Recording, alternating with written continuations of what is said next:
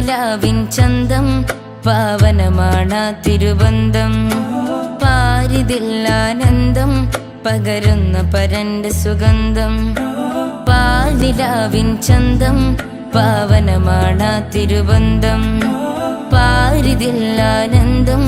പകരുന്ന പരന്റെ സുഗന്ധം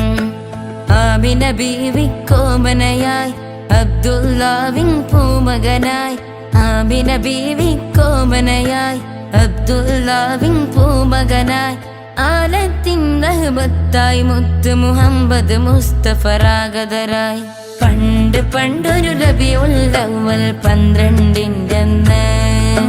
പത്തരമാറ്റൊത്തൊരു മോൻ മക്കയിലുദിക്കൊണ്ട്